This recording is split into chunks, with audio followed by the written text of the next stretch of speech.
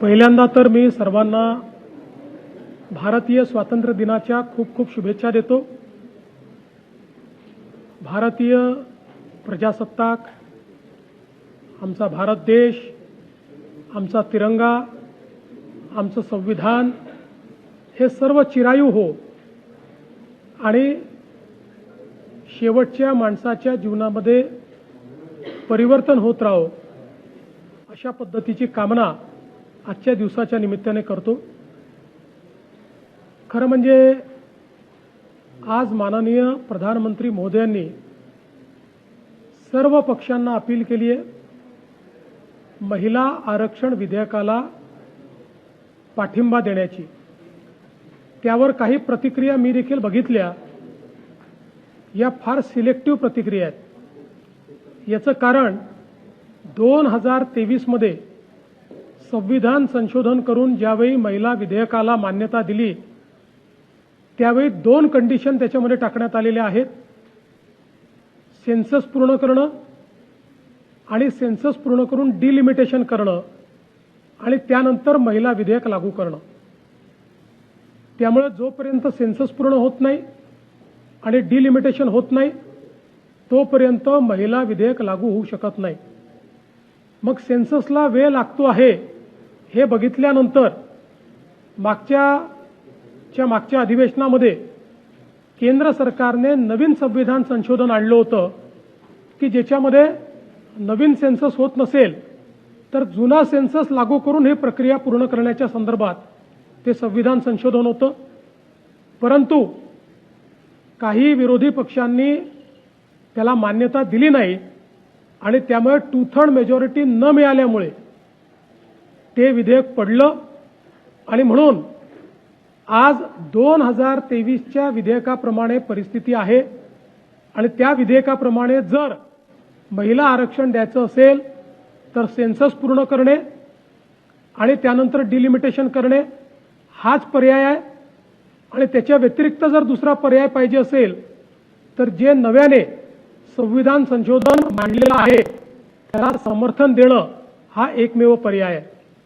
2023ला एकमताने तुम्ही विधेयक मान्य केलं, त्यामुळे तुम्हाला माहिती आहे की त्या विधेयकात या 2 प्री कंडिशन शिवाय महिलांना आरक्षण दिलं जाऊ शकत नाही आणि ते जर द्यायचं असेल तर नवीन विधेयक आणावं लागेल। हे सगळं माहिती असताना आपल्या बोलीभाषेमध्ये येडा बनून पेढा खाणं हे बंद करा।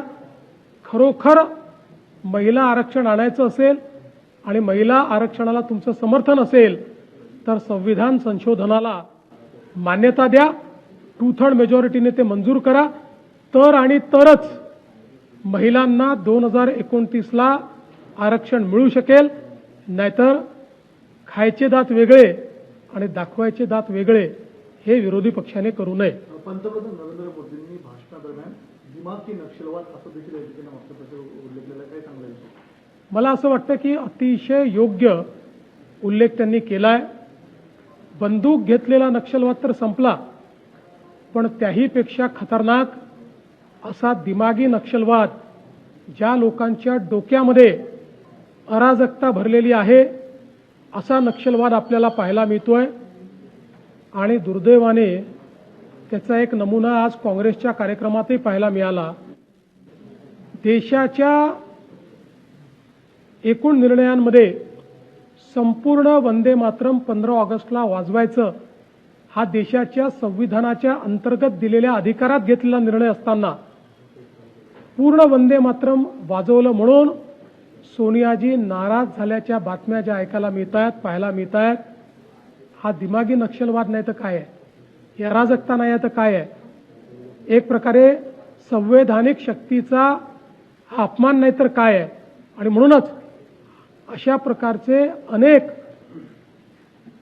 दिमागी नक्षलवाद आणि त्याचे नमुने आपल्याला पाहायला मिळत आहेत, त्याच्याशी आपल्याला लढावंच लागेल।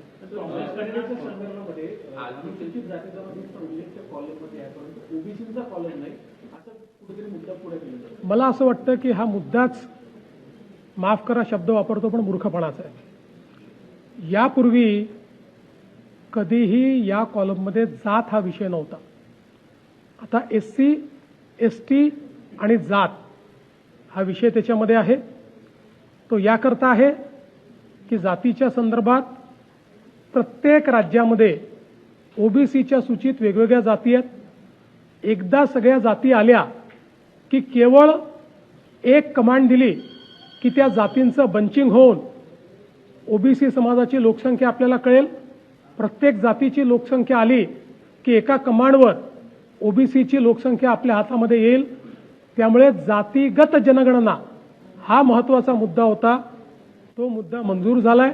त्यातनं ओबीसीची जनगणना देखील मिळणार आहे. आणि म्हणून मला असं वाटतं की याचं स्वागत व्हायला हवं. खरं म्हणजे याची मागणी महाराष्ट्रामध्ये पहिल्यांदा छगन भुजबळ साहेबांनी केली होती आणि छगन भुजबळ साहेबांनी काल याचं स्वागत केलंय. स्वातंत्र्य दिनाचा जो आज कार्यक्रम झाला लाल किल्ल्यावर, तिथे राहुल गांधी आज देखील अनुपस्थित असल्याचं म्हटलं. मल्लिकार्जुन खरगे हे देखील आज अनुपस्थित होते. मला असं वाटतं फार दुर्दैवी आहे. राहुल गांधी आणि मल्लिकार्जुन खरगे यांची दुश्मनी, यांची शत्रुता किंवा यांचा विरोध हा भारतीय जनता पक्षाला आहे. त्यांनी भारतीय जनता पक्षाला विरोध करावा, भारताला विरोध करू नये. हा पक्षाचा फंक्शन नाही, पक्षाचा हा कुठलाही सोहळा नाही, हा भारताचा सोहळा आहे. भारताच्या संविधानाने तयार केलेली जी इन्स्टिट्यूशन आहे त्या इन्स्टिट्यूशनच्या अंतर्गत संपूर्ण भारताची सार्वभौमता दाखवणारा तिरंगा झेंडा वर जातो, हा आपला सोहळा आहे. या सोहळ्याला दोन्ही विरोधी पक्ष नेत्यांनी अनुपस्थित राहणं हे दुर्दैवी आहे. महाराष्ट्रात मात्र विरोधी पक्षातले एक नेते आजच्या कार्यक्रमाला उपस्थित होते.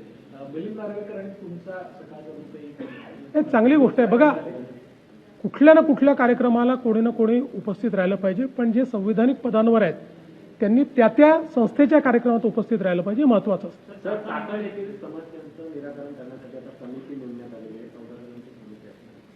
चाकणमध्ये असं लक्षात आलं की मुळात समस्या उत्पन्न होण्याचं कारण मल्टिपल अथॉरिटीज आहेत, त्यांचं कॉर्डिनेशन नसणं हे महत्त्वाचं कारण आहे. आणि म्हणून आता जिल्हाधिकाऱ्यांच्या अंतर्गत एक कॉर्डिनेशनची कमिटी केली आहे. वेगवेगळे डिपार्टमेंट्स त्याच्या अंतर्गत दिले आहे आणि त्याला आम्ही एक लक्ष दिलेलं आहे की त्यांनी संपूर्ण प्लॅन तयार करायचा. रिसोर्सेस उपलब्ध आहेत, त्याचा वापर करून या ठिकाणी सगळं इन्फ्रास्ट्रक्चर डेफिसिट दूर करायचं आणि ज्या अपेक्षा उद्योजकांच्या आहेत त्या कमीत कमी वेळात पूर्ण करायच्या, याकरता ही कमिटी केली आहे.